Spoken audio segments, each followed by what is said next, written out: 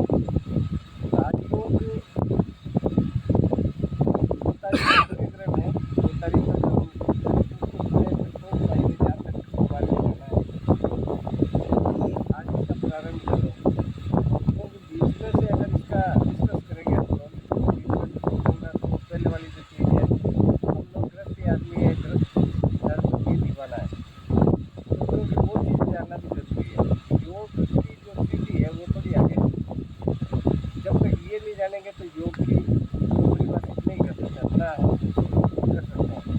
तो सबसे पहले तो ये देखो कि हमारे शरीर के अंदर परमपिता परमात्मा जीव ने इस तरीके से बनाया है, शरीर हमारा हो चाहे देवताओं का हो चाहे भगवान का हो, जो इस धरती पर आएगा सबका एक समान है।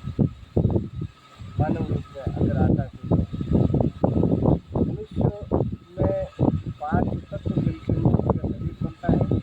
आकाश, वायु, अग्नि, जल और पृथ्वी। उपाय होते हैं उसमें 4 तत्व से बनता है। उसमें आकाश तत्व नहीं होता है, कौन होता है, बहुत कम होता है। किसी वजह से उनमें दिमाग नहीं होता है कि ये बच्चा मेरा है या ये किसका है, उनको जानकारी नहीं होती। बोलने वालों में 3 तत्व होते हैं, जो हमारी आकाश तत्व नहीं होता उन लोगों में।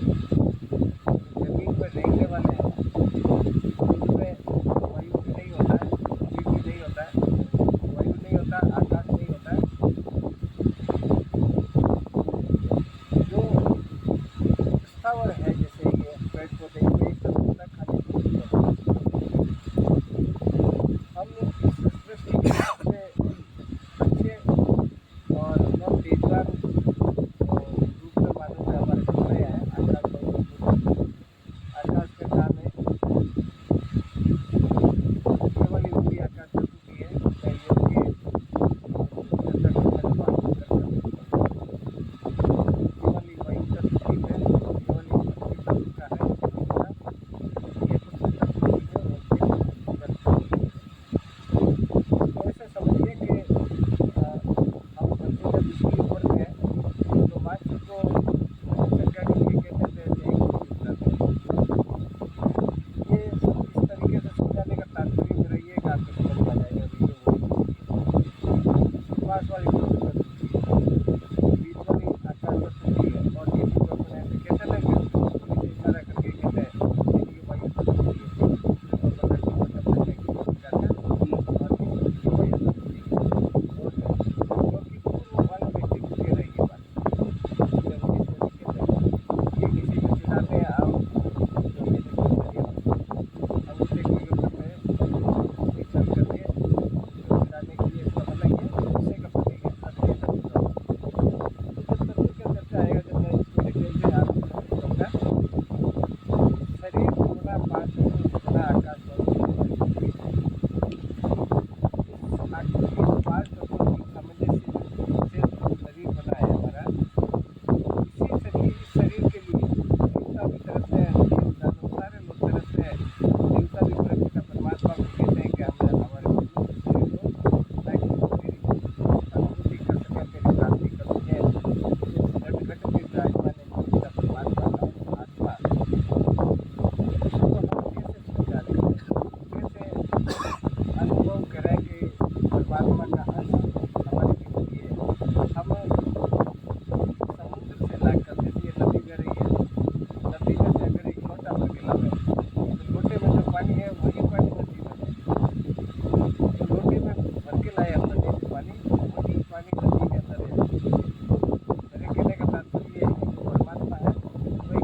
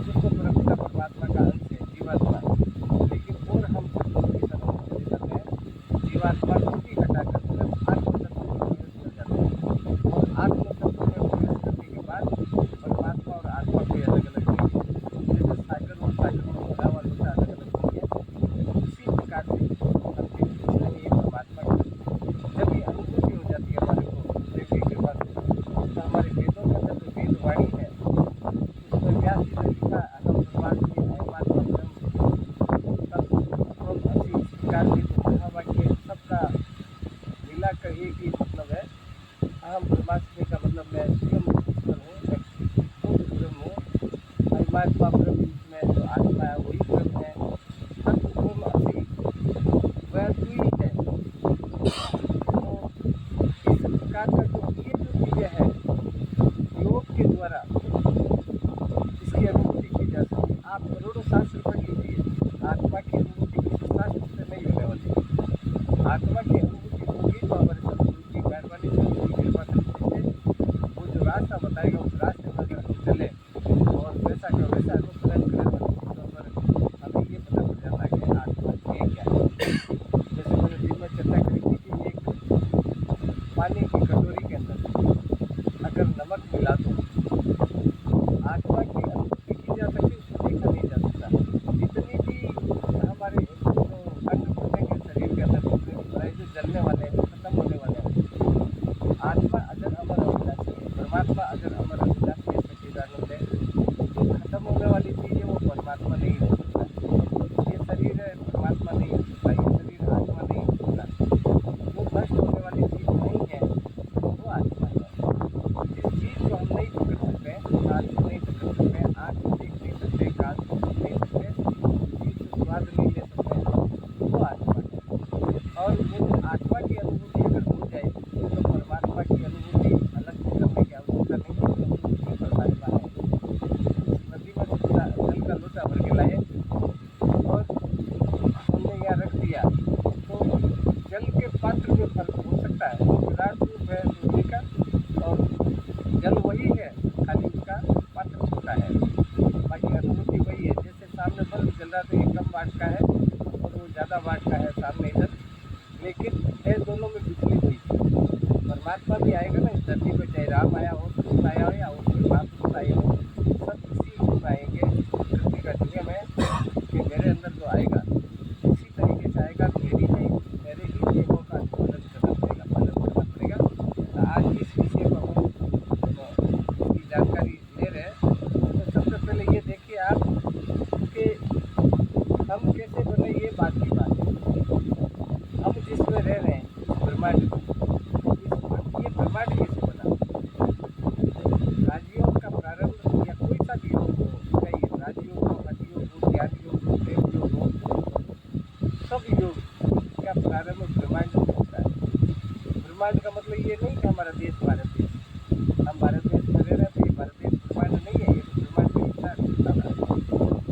ब्रह्मांड तो उसे कहते हैं कि जैसी अनंत पृथ्वियाँ हैं, अनंत सूरज है, अनंत चंद्रमा है, अनंत बृहस्पति, मंगल, प्लूटो वगैरह बहुत सारे ग्रह हैं।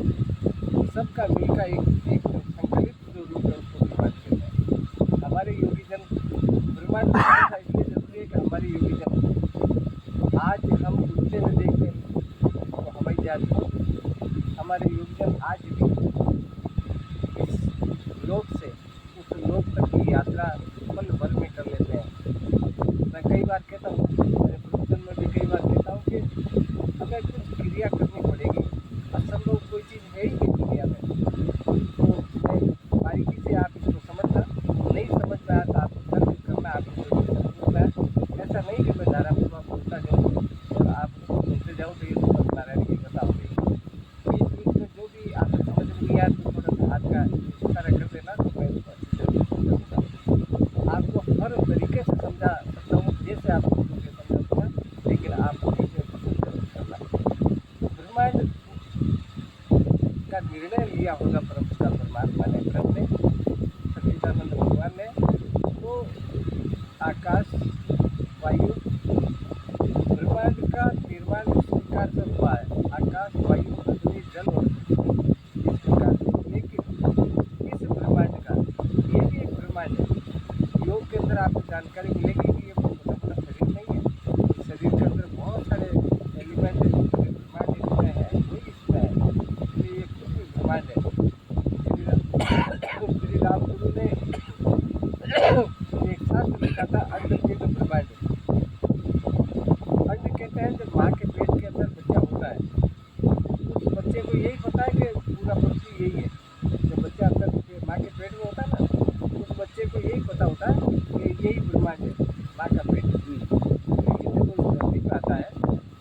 देखता चारों तरफ के यार ब्रह्मांड का तो नज़ारा ही अलग है, लेकिन तब भी वो ब्रह्मांड को नहीं देख पाता है। ब्रह्मांड का नज़ारा देख पाता है हल्का सा कि हाँ ऐसा नज़ारा थी, हरियाली थी, चार सूरज सितारे थे। लेकिन जब वो बहुत ज़्यादा विश्वास हो जाता है, सर्वम हो जाता है, उसकी कृपा हो जाती है तो फिर ये देखता है कि यार ये तो छोटा सा है, ब्रह्मांड तो इससे भी अनंत कोटि है, बहुत बड़ा है, इसमें इतनी सारी कोटियाँ चार सूरज सारे समाये हुए हैं। तो ब्रह्मांड का निर्णय इस प्रकार से परमात्मा ने किया राजियों के अनुसार, सारे युगों के अनुसार भगवान शिव कहते हैं, क्योंकि शिव को महायोगी कहते हैं और ये शिव भगवान शिव की वाणी है ये। तो पहले आकाश बनाता है राजयोग के अनुसार, आकाश से वायु, वायु से आकाश, वायु अग्नि, अग्नि से जल और जल से।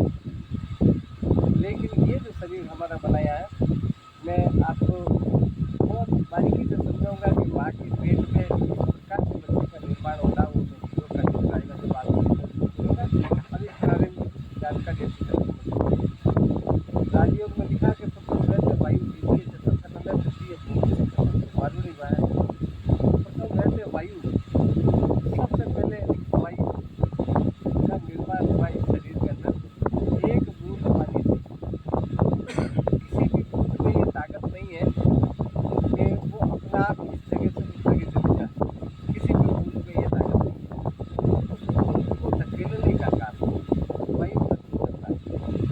तो वैसे वायु द्वितीय से तथा नल है, तीसरा दूसरा तथा नल कहते हैं अग्नि। अग्नि मतलब, अग्नि का मतलब आग नहीं, ऊर्जा, अग्नि बने ऊर्जा, यानी ऊर्जा संचालित होती है। अंदर जाते ही जब माँ के पेट में जब बालक जाता है एक के द्वारा, तो हमारे आधुनिक विज्ञान के अनुसार, हमारे भारतीय के अनुसार या वेदों के अनुसार, वो किसी दो चीज़ से टकरा कर, किसी भी दो चीज़ से जब टकराएगा ना, दो पत्थर को ऐसे टकराओ तो आग निकलेगी, दो सफ़ेद पत्थर को या किसी चीज़ का ऐसे टकराओ तो आग निकलेगी। आग ऊर्जा का प्रतीक है, ऊर्जा का प्रतीक है, उसको अग्नि तत्व बोलते हैं। यानी वो अंडे से टकरा कर जिस चीज़ का निर्माण करता है, तो कहते हैं वायु द्वितीय से तथा तृतीय भूमि से। भूमि स्थायी है, भूमि हिल नहीं सकती। ये वाली भूमि अभी अलवर की भूमि है, वो जयपुर नहीं जा सकती, ये तो इधर ही रहेगी। यानी भूमि का मतलब वो फिर स्थायी हो जाता है एक भूमि। तो कहते हैं वायु द्वितीय से तथा तृतीय भूमि से वारुणी वह। चतुर्थ वारुणी वह जल, जल तत्व। फिर उसमें जल तत्व मतलब जब वो बालक 3 हफ्ते का हो जाता है, 4 हफ्ते का, 5 हफ्ते का हो जाता है, हमारे माँ के गर्भ के अंदर ठंडा कहते हैं, वही पिंड है और वही ब्रह्मांड है। तो जल का मतलब उसमें एक जल के मार्फत एक एनर्जी का संचार होता है, फूल बनना या उसमें कोई गैस बनना, संच वगैरह बनना, यानी जलीय पदार्थ जो लिक्विड है, हमारे शरीर में जितनी भी लिक्विड है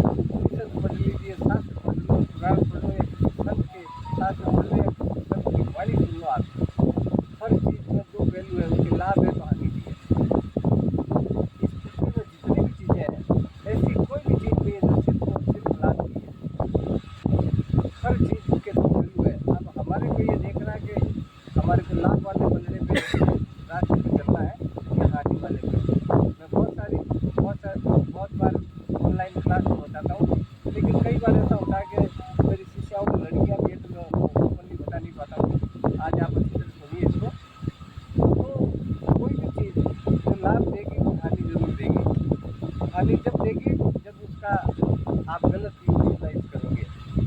इस दुनिया में हम आए तो का परिवर्तन धर्म नहीं भाई, नहीं है भाई, जितना हम हित कर सकते हैं तन से मन से धन से उतना करना चाहिए।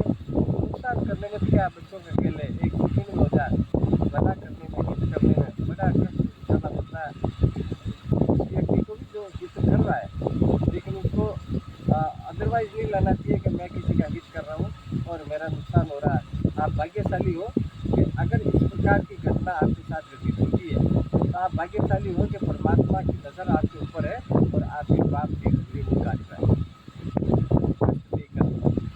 इसको ऐसे नहीं लेना चाहिए कि मैं तेरा राजनीति संघर्ष करता हूँ, तो राजनीति संघर्ष करता हूँ, राज है उसका राज माता जी का राज, इसको ये लेना चाहिए कि तेरी रजा हो रही है, तेरी कृपा हो रही है। निश्चित तौर पर हानि के पीछे लाभ है, कष्ट के पीछे सुख जरूर है। तो हमारे को आप लोगों को मैं प्रयास करूँगा कि पूरा पारिगत करूँ। जब तक मैं यहाँ हूँ दिन में भी हम लोग प्रवचन करेंगे इसमें, और रात को भी करेंगे, दिन में थोड़ा ज़्यादा करेंगे। तो आप जब इसमें पारिगत हो जाओ, जब तक रहूँगा पूरा प्रयास करूँगा आपको पूरा योगी बना के जाऊँ। तो प्रयास ये करना है आपको, घर गृहस्थी का काम करो। घर गृहस्थी में भी हित और अहित, भला और बुरा होता है। तो ऐसा नहीं कि आप जानते हुए बुरा कर रहे हो, बुरा मत करो। अपने परिवार का भी, अपने बच्चों का भी, अपने परिवार का, अपने समाज का, आम जन का या पूरी प्रकृति का, सबका हित करने का आपको अधिकार है। ऐसा नहीं है कि आप सीख लिए तो आप बच्चों का नहीं कर सकते हो, परिवार का नहीं कर सकते, या किसी का नहीं कर सकते, सबका। तो सीखने के बाद बस यही है कि ऐसे आदमी को ज्ञान मत देना आप जो दुरुपयोग करें, आदमी हो, विरोध करे या इसका गलत यूटिलाइज करे।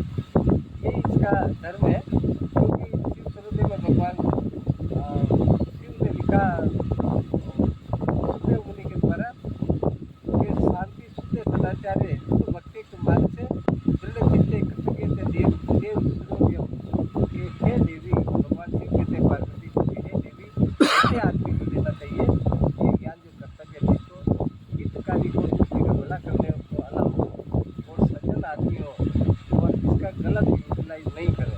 क्योंकि अगर गलत कर भी लोगे ना तो काट की आंधी एक बार चढ़ती है, काट की आंधी एक बार चढ़ती है।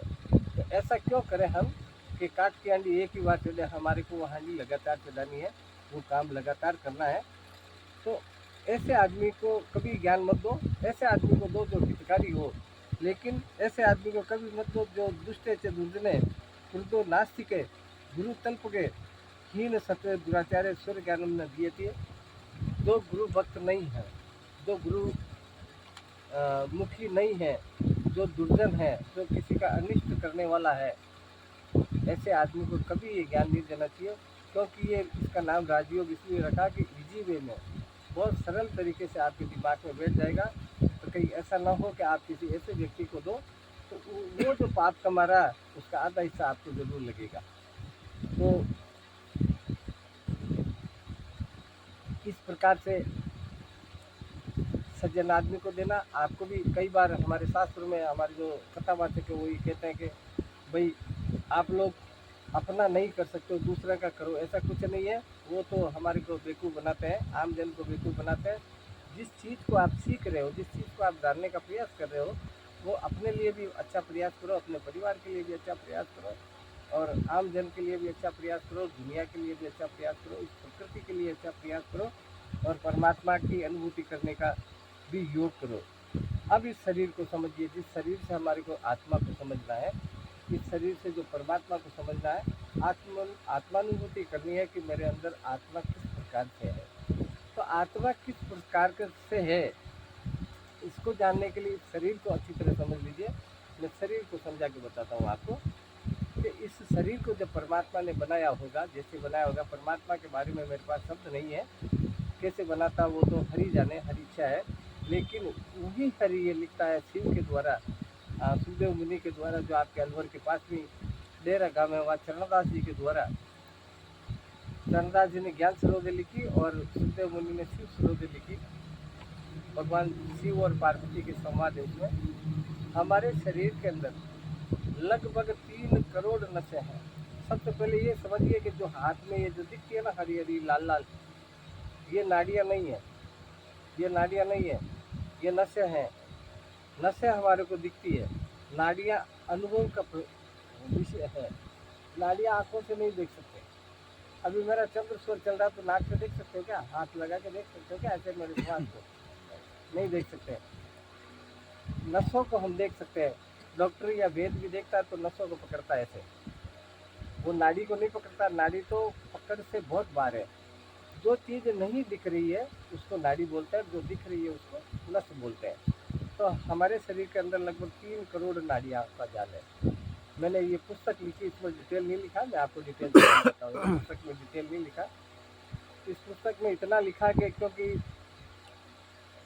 हर शास्त्र के लेखक का ये नियम होता है कि वो अपने समान दूसरों को समझ कर वो शास्त्र लिखता है।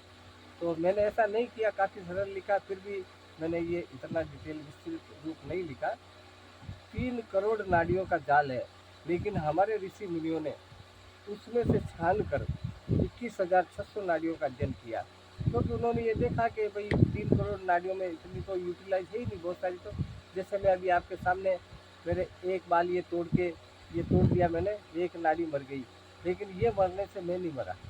यानी बहुत सारी नाड़ियाँ हमारे यूटिलाइज कार्य की तो है, वो काम की तो है, लेकिन उससे हमारा कोई अहित नहीं होने वाला है। तो हमारे ऋषि मुनियों ने 21,600 नाड़ियों का अध्ययन किया कि भाई ये काम की है। फिर जो उन्होंने और ज़्यादा मंथन किया, उस पर और ज़्यादा मंथन करने के बाद उन्होंने ये पाया कि ये जो 21,600 नाड़ियाँ हैं ये भी कोई विशेष लाभप्रद तो है, लेकिन इनकी अगर ये डेथ हो जाए, मर जाए कोई नाड़ी, तो भी आदमी मरेगा नहीं, आदमी किसी भी सूरत में नहीं मरेगा। अब इसको छान कर उन्होंने 10 नाड़ियाँ पकड़ी कि ये 10 नाड़ियाँ हैं जो ये विशिष्ट नाड़ियाँ हैं और इन्हीं से हमारा जीवन चक्र चल रहा है। तो 10 नाड़ियाँ कौन कौन सी है? ईड़ा, पिंगला, सुषुम्ना, हस्तिजीवा, गांधारी, कुबु, पूषा, यशस्विनी, अलम्बुसा और संकिनी। ये 10 नाड़ियों का अध्ययन किया। हम लोगों को भी योग के अंदर इन 10 नाड़ियों का अध्ययन करना है।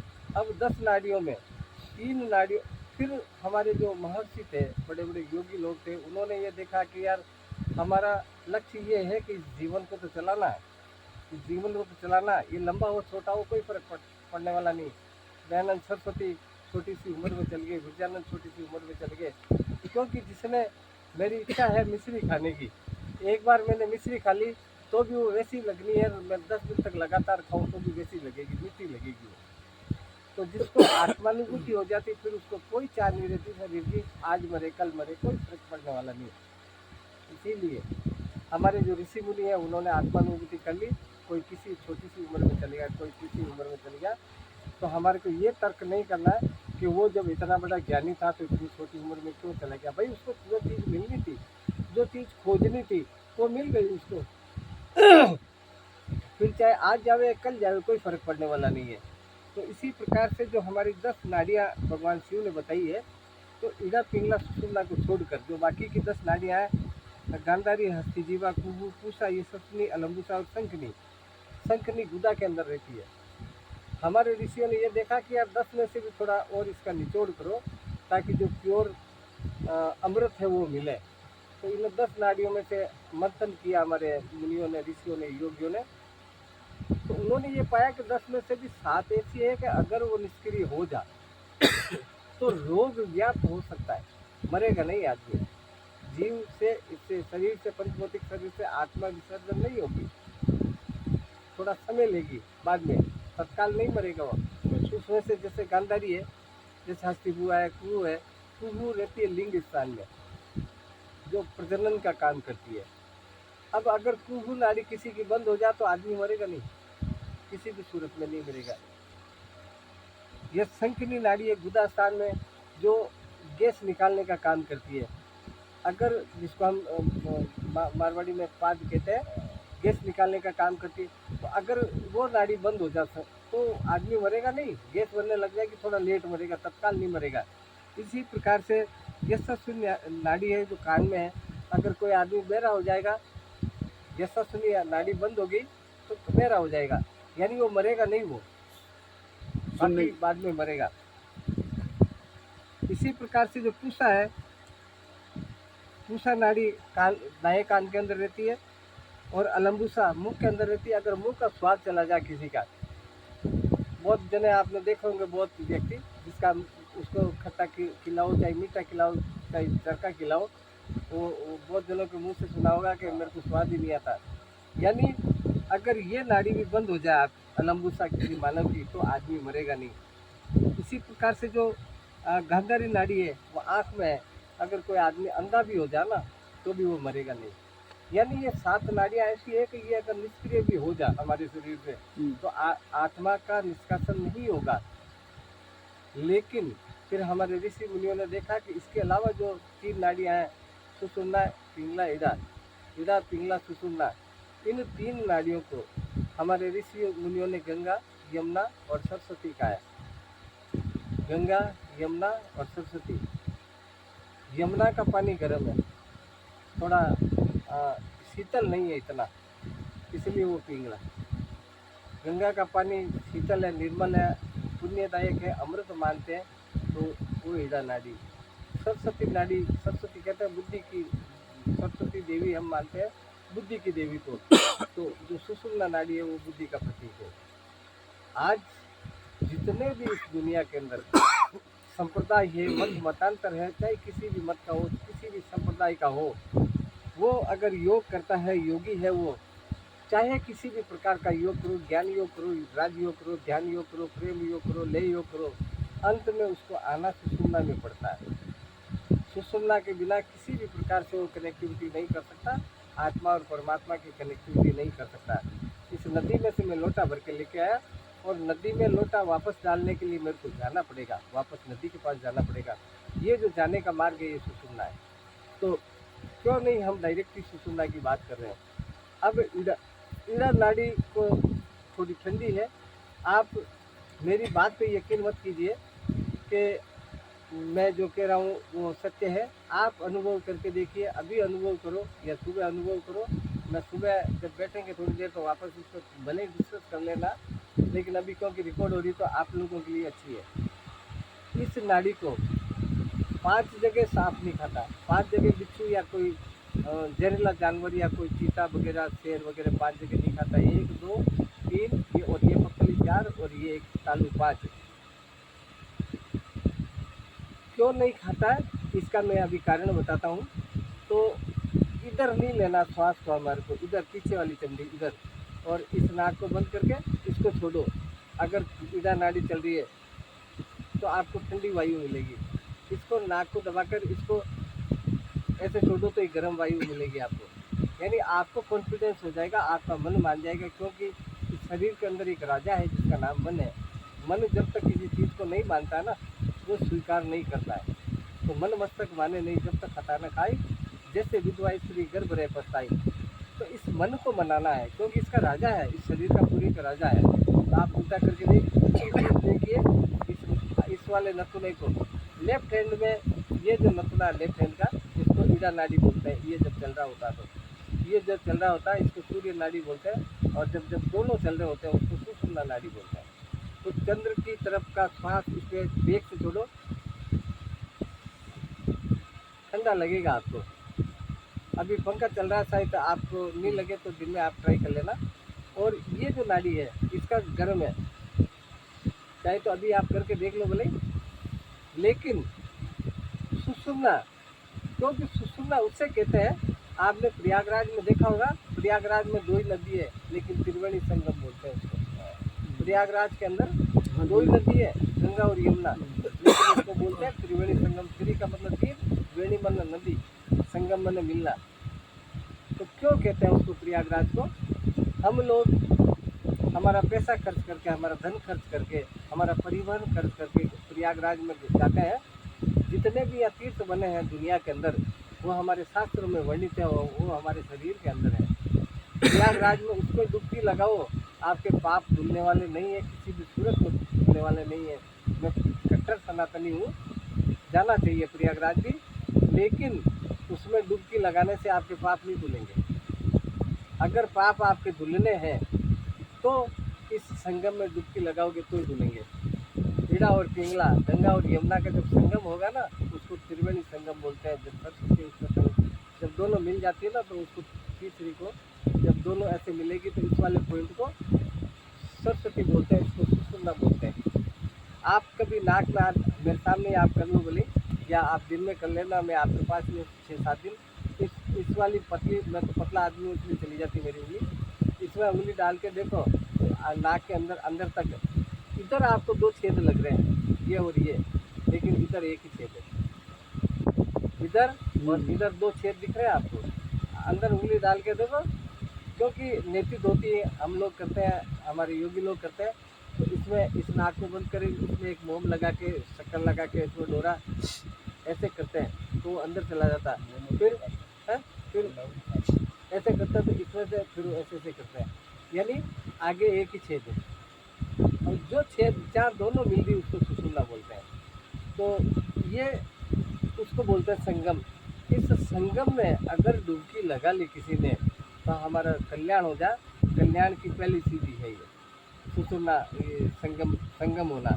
बाकी जो 7 नाड़ियाँ मैंने आपको बताई वो भी काम की है, लेकिन उससे हमारी मृत्यु नहीं होती। नाड़ियाँ जो 72,000 नाड़ियाँ का हमने जिक्र करा कि भाई 72,000 में से 10 नाड़ियाँ प्रमुख है और 10 में से 3 नाड़ियाँ विशिष्ट है। अब बात ये आती है कि 3 नाड़ियाँ प्रमुख तो है, 3 नाड़ियाँ विशिष्ट तो है, लेकिन इस प्रकृति में हमारे को कहीं वायु नहीं दिखती है। ये जो हवा चल रही है इसको वायु नहीं बोलते, ये तो इसको वायव्य दृष्टिकोण से हवा बोल सकते हैं, या और किसी प्रकार का इसका नाम ले सकते हैं। प्राणवायु इन्हीं में घुली हुई है, इसी प्रकृति में जो हमारे को दिखती नहीं है।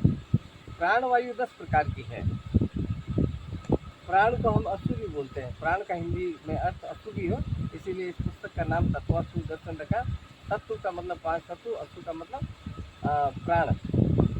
अब ये आप कोई भी आदमी ये देख सकता है क्या कि मेरा प्राण आ रहा है? कोई नहीं देख सकता। हम जो नाक से श्वास लेते हैं उसको प्राणवायु बोलते हैं। तो हम देख सकते हैं क्या हमारी आंखों से, या हमारे कान से सुन सकते हैं क्या, आँख से देख सकते हैं क्या, या किसी अंग से हम देख सकते हैं क्या कि हम जो श्वास ले रहे हैं वो किधर से फिल्टर होकर आ रही है? लेकिन प्राणवायु शरीर को समझने के बाद हमारे को प्राणवायु के बारे में समझना है।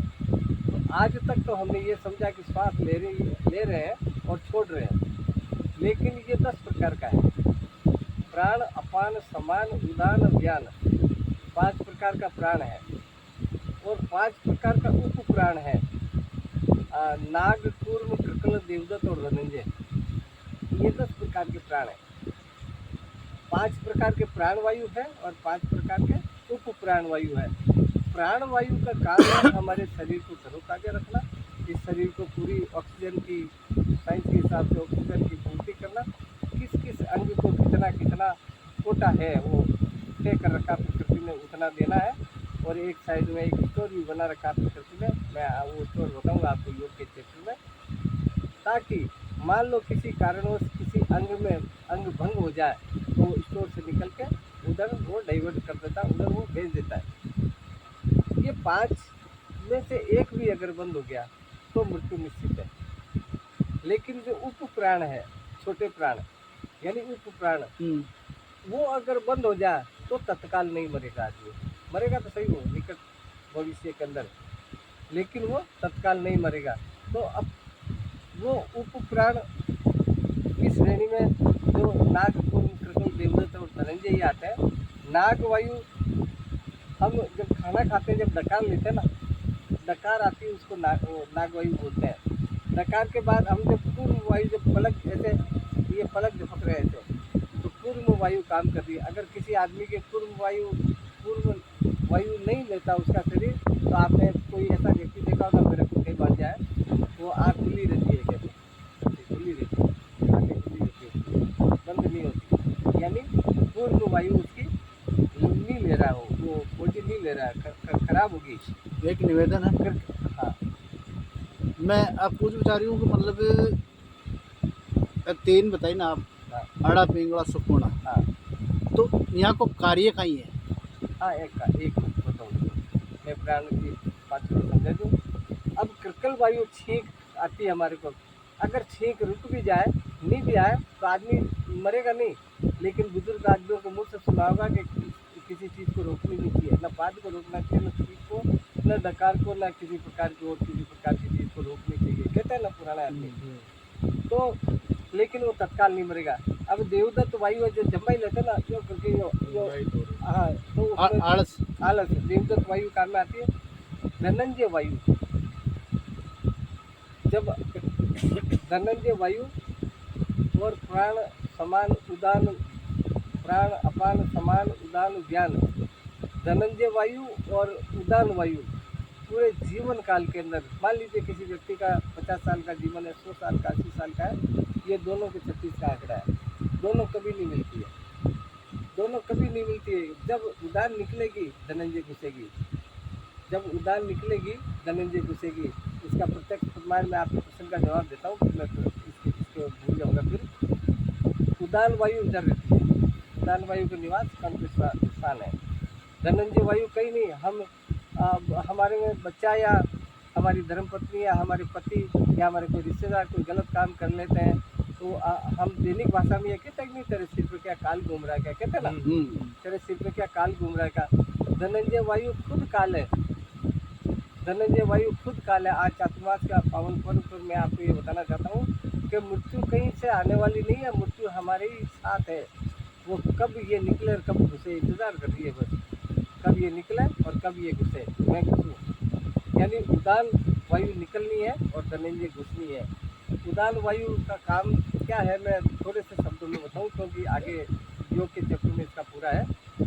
धनंजय वायु जब आदमी मृत हो जाता है तो उसको फुलाने का काम करती है, बॉडी को फुला देती है वो, यानी वो घुस के वो उसको, जैसे साइकिल के टायर में हवा भरता है ना, वैसे फुलाने का काम करती है, ताकि वो तत्काल सड़े नहीं हो। और उदान फिर उस अपने हमारे जो 3 प्रकार के कर्म होते हैं, क्रियामात्र, संचित और प्रारब्ध, इन तीनों कर्मों के लेकर उदान इस आत्म तत्व को, सूक्ष्म शरीर को संग लेकर अगली माँ के पेट के लिए प्रस्थान कर जाता है। मैं कई बार मेरे प्रवचनों में कहता हूँ कि मैं मालूम नहीं मैं कितने दिन का मेरा जीवन है, मेरे पिता और मेरी माँ जिंदा हो गए, उधर वो शादी हो गई होगी उनकी।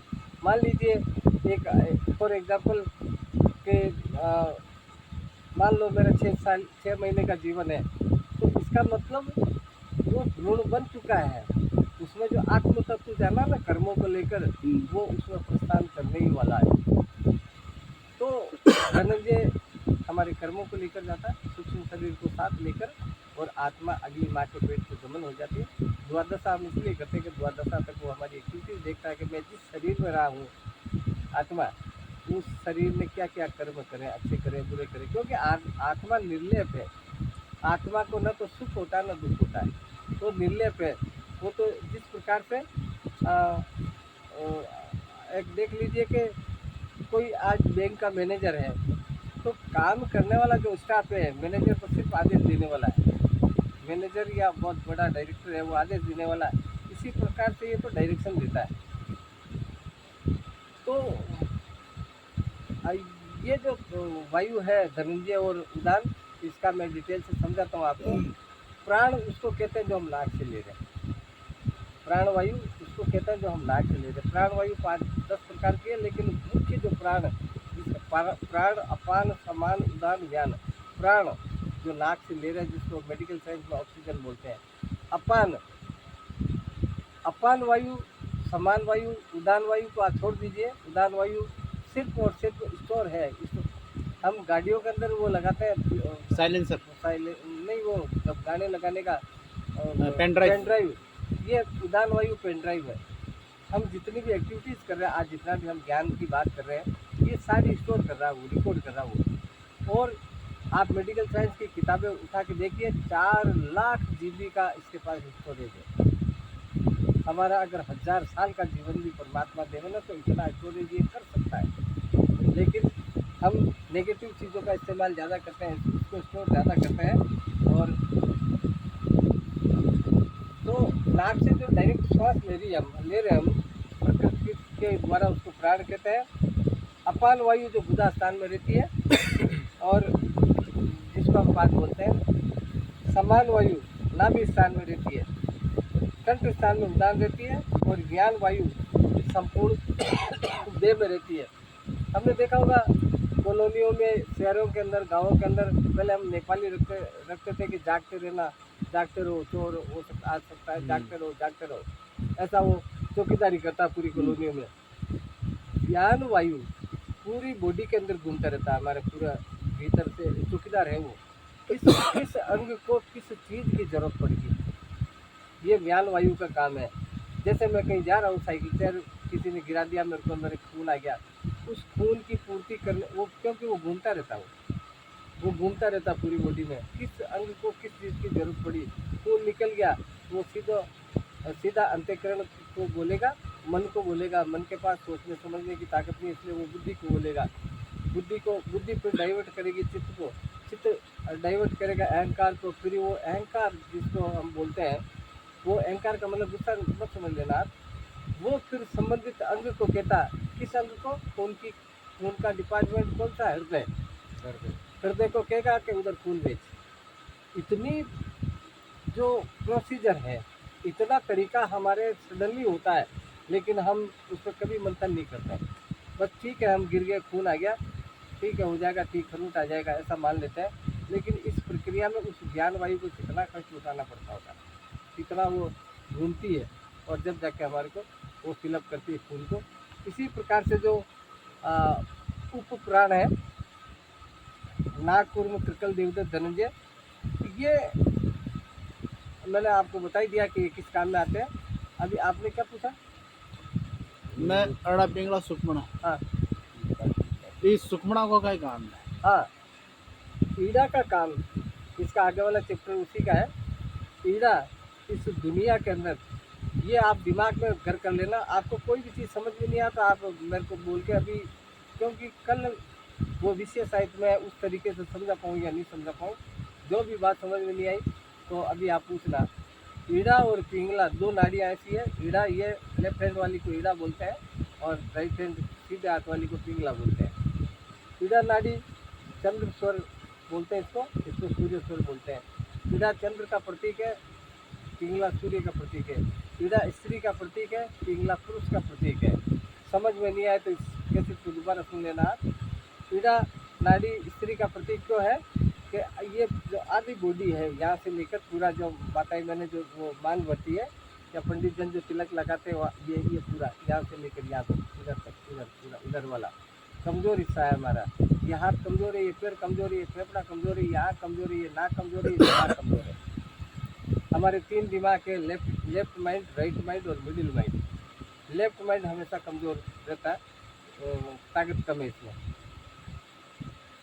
सीधा वाला कम कैसे है, अगर आपको नहीं मालूम है कि कम कैसे, मैं हमारे को करके बताऊँ, तो आप अपनी कमीज खोल कर आप अपने ही फेफड़ों को देखो कांच के अंदर, ये दबा हुआ है थोड़ा सा, ये उठा हुआ है।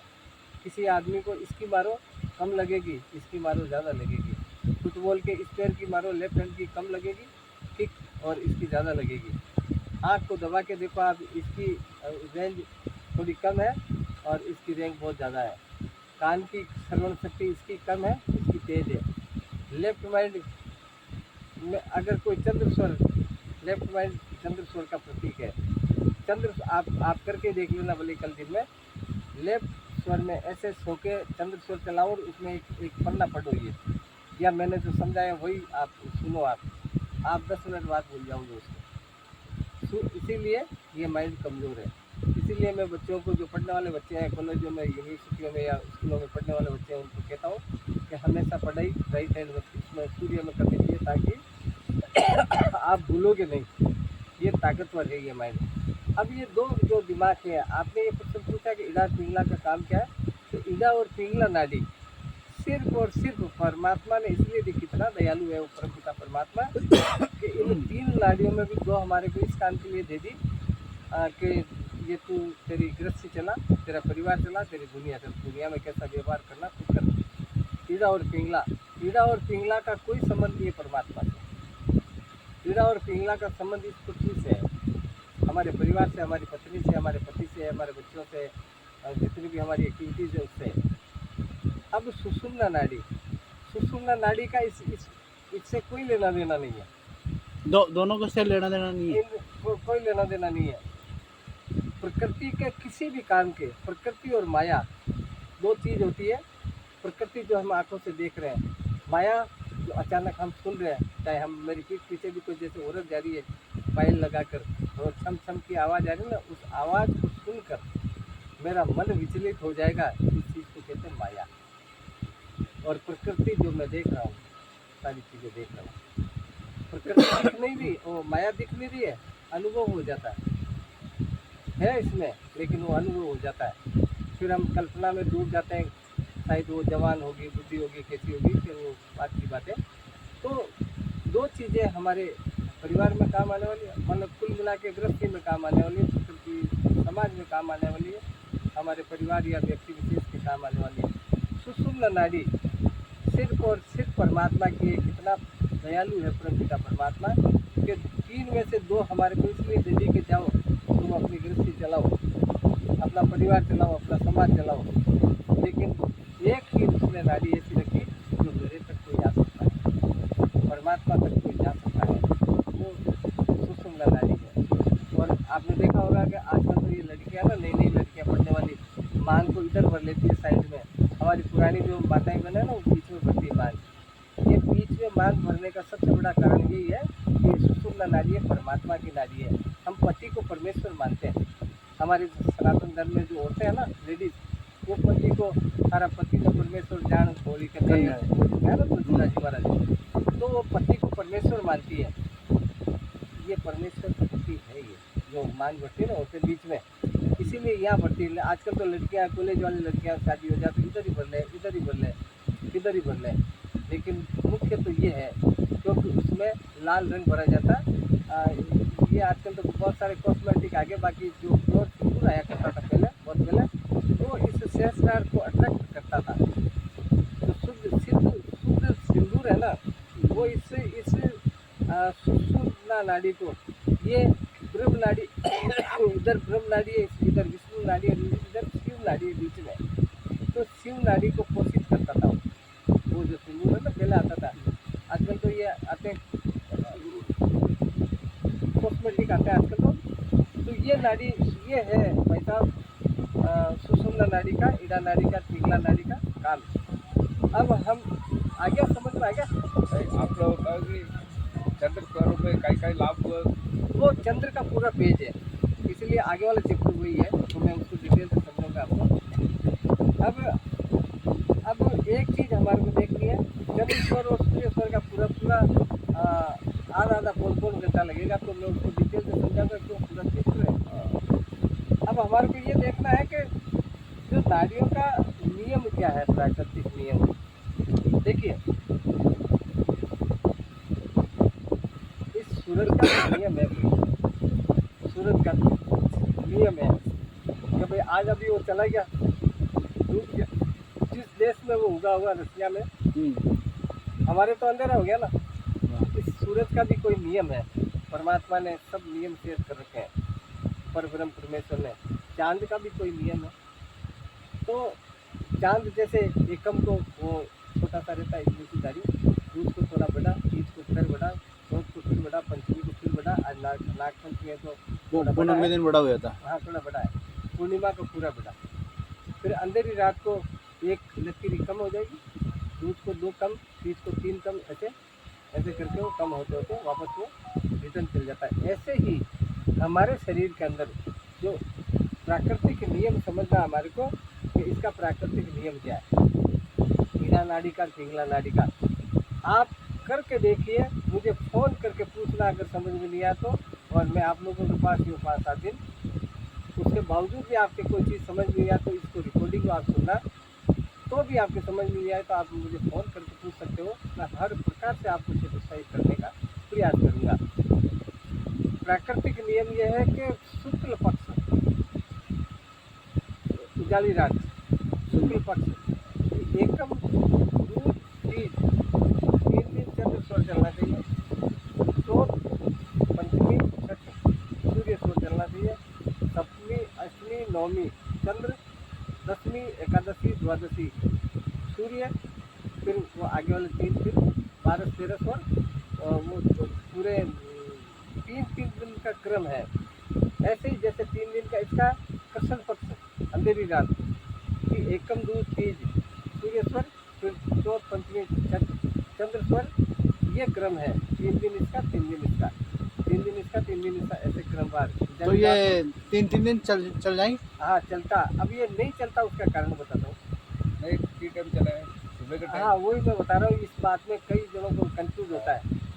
यानी 3 दिन आपको चंद्र स्वर चलाना है और 3 दिन सूर्य स्वर चलाना है। एकम दूध तीज उजाली रात को चंद्र, आगे सूर्य 3 दिन। ऐसे ही कृष्ण पक्ष में प्रथम 3 दिन सूर्य के, बाकी चंद्र के, और ऐसे ही क्रमवार 3 दिन, फिर वो आगे कनेक्टिविटी अपने आप हो जाती है। अब कई जने ये कहते हैं जैसे आज पंचमी है, ये किसकी है? कृष्ण पक्ष की है, शुक्ल पक्ष की है? पंचमी शुक्ल पक्ष की है ना, तो आज कौन सा चलना चाहिए? सूर्य चलना चाहिए। तो अभी ओम प्रकाश जी महाराज ने पूछा कि कब चलना चाहिए, कैसे चलना चाहिए। इसका बहुत लोगों को मेरे पास फोन आते रहते हैं कि मैं ये बात कहता हूँ और आप लोगों को भी कह रहा हूँ कि हमेशा एवरी टाइम पूरे 365 दिन आपको चंद्र स्वर चलाना है। जब आप सैया का त्याग करोगे, आप लिख के ले लो कि आपके उस 24 घंटे में कोई ऐसी घटना घटित नहीं होगी जो आपके दिलो दिमाग को ठेस पहुँचाएगी। चंद्र स्वर में उठना। अब प्रश्न ये होता है, इस बात का प्रश्न करते हैं लोग, साधक लोग, कि एक तरफ तो आप कह रहे हो कि रोज चंद्र में उठो और एक तरफ कह रहे हो कि 3 दिन ये 3 दिन ये होता है ना। तो दो विरोधाभासी बात हो गई ना। भाई उठना, मैं कह रहा हूँ कि आपको चंद्र स्वर में उठना, आपको रोज। मैं नहीं कह रहा हूँ, भगवान भोलेनाथ कह रहे हैं ये बात कि आपको रोज चंद्र स्वर में उठना, तो आपके दिन 24 घंटे पॉजिटिव रहेंगे। गुरुदेव जैसे सुबह उठे वो अंदाज हो गया, पता है क्या बजे मेरा चंद्र स्वर चलेगा, जो चेत हो मान ले। हाँ भैया हमको 5 बजे चेत हुई। हाँ और आप हमने देखे हुआ तो 5 बजे अगर चंद्र चाली। एक बात बताइए। मैं इसका बताता हूँ 1 मिनट में। मैं कहना चाह रहा हूँ कुछ होगा कि इसकी शंका करते हैं पब्लिक कई बार, जैसे बाहर विदेशों में फोन आते हैं तो यही बात करते हैं कि एक तरफ आप ये समझाते हो कि चंद्र स्वर में उठना चाहिए। चंद्र स्वर में अगर उठोगे आपके पूरे 24 घंटे बिल्कुल शांत दिमाग रहेगा, कोई देखे कि नहीं, कोई डिफरेंट बट नहीं, कोई परिवार नहीं, समाज किसी प्रकार का। लेकिन अगर सूर्य स्वर में उठे तो क्या लोग होगा आपको, वो मैं क्रमवार बताऊंगा कि एक दिन आपका सूर्य स्वर में उठने से क्या नुकसान होगा, 2 दिन लगातार सूर्य स्वर में उठने से क्या नुकसान होगा, 3 दिन लगातार चलने से क्या नुकसान होगा। ये मैं इसका क्रम है, आगे वाला चैनल में समझाता हूँ आपको। अब आपको कैसे पता पड़े कि मेरा चंद्र स्वर है? शुरू के अंदर आपको अभ्यास करना पड़ेगा।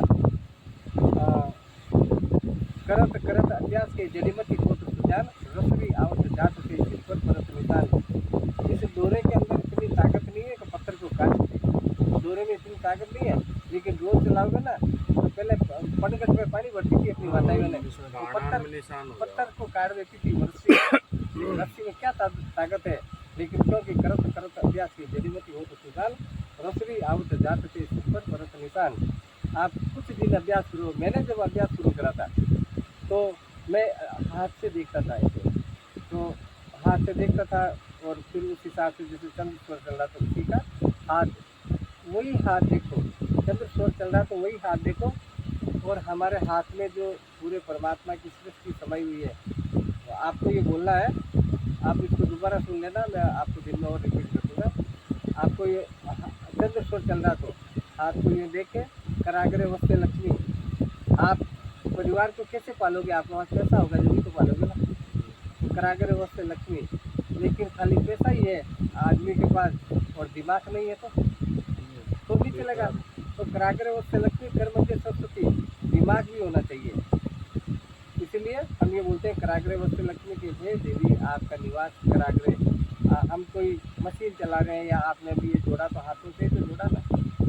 तो ये कराग्र वस्तु लक्ष्मी कर्मध्य सरस्वती धन भी है और दिमाग भी है और ईश्वर की कृपा नहीं है तो भी बेकार है। तो कराग्र वस्तु लक्ष्मी कर्मध्य सरस्वती कर्म तो गोविंदम ये बोलकर और वही हाथ को जमीन पर रखो, मेरे से साइन करवा लो आप खाली कागज में। उस दिन अगर आपके साथ कोई ऐसी घटना हो जाए उसका जिम्मेदार मैं हूँ। फिर जमीन पर हाथ रखकर आज मेरा पैर किसी माँ के लग जाए, किसी बहन बेटी के लग जाए, किसी भाई के या किसी चेले चपाटी के किसी के लग जाए तो अपन ये करते ना हाथ पकड़ के माफ़ी मांगते हैं। अरे एक मरने वाले के आप पैर हट गया तो आप माफ़ी मांग रहे हो। इसमें क्या क्या कर्म करते हैं सारे कर्म करते हैं। कभी इसको बोला कि माँ मुझे माफ़ कर देना, नहीं बोला हमने।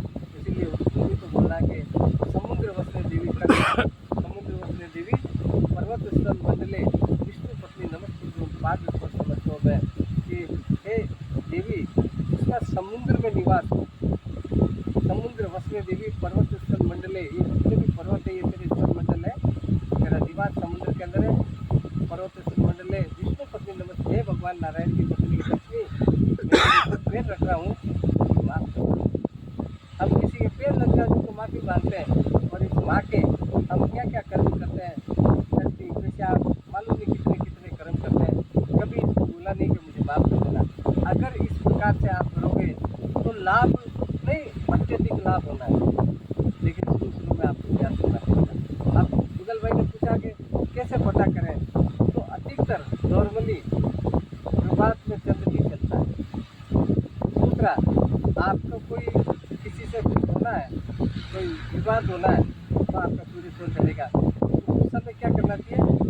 गुजरात से एक साधक ने क्वेश्चन पूछा था कि अगर मेरा चंद्र स्वर नहीं चले तो क्या करूं? चंद्र स्वर नहीं चलने का मतलब कोई लफड़ा होगा दिन में, चाहे कुटुंब में ही हो जाए, किसी से बच्चे से हो जाए, पत्नी से हो जाए, पति से हो जाए, माँ से हो जाए, बाप से भी व्यापार में किसी ग्राहक से हो जाए। तो उस समय क्या करना है। अगर लफड़ा होना ही है विधाता के नियम को कोई भाई का लाभ नहीं डाल सकता सिर्फ योगी के अलावा। क्योंकि योगी मेरे गुरुदेव कहते थे कि संत साहिबरा लाडला भक्त साहिबरा भूत, संत नहीं होता जगत में तो साहिब जाता हो। अगर आज संत नहीं होता तो किसको पता राम होते, किसको पता कृष्ण होते, किसको पता शंकर होते, विष्णु या ब्रह्मा हुए, किसको पता है। संत लोग बताते हैं हमारे को। तो योगी लोगों के लिए ये बात नहीं है, वो तो सर्व समझ होते हैं। लेकिन अगर आपके दिन भर 24 घंटे में कोई योगदान होना है तो आप कितनी ही कोशिश कर लो वो नहीं बदलेगा। उस समय क्या करना है आपको।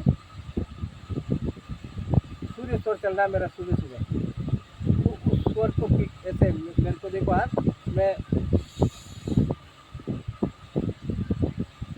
पी जाना यानी व्यवधान तो होगा। तो एक तो व्यवधान ऐसा हो तो लकड़ियाँ चल जा, और एक व्यवधान होगा कि यार तेरे को जरा मानी चाहिए, मैंने फलानी बात की, तूने तो इतनी देर में चल जा। आपकी दुर्घटना होनी है। एक तो दुर्घटना ऐसी हो कि खेल ही खत्म हो जा, और एक दुर्घटना ऐसी हो कि कोई साइकिल लड़ा के चला जा आपके। दुर्घटना वो भी है, दुर्घटना वो भी है। तो उससे आपको सूली की सूल बन जाएगी, यानी सूली तो लगेगी। सूली का मतलब होता है, पहले राजा लोग आजकल फांसी चढ़ाते हैं, पहले वो टीकी ऐसे होती थी, उसमें आदमी को उठा देते थे तो वो बॉडी का आर पार हो जाती थी, उसको सूली बोलते हैं। सूर्य स्वर चल रहा है इसका मतलब सूली मतलब कोई बहुत बड़ी तकलीफ होने वाली है, तो बॉडी का आर पार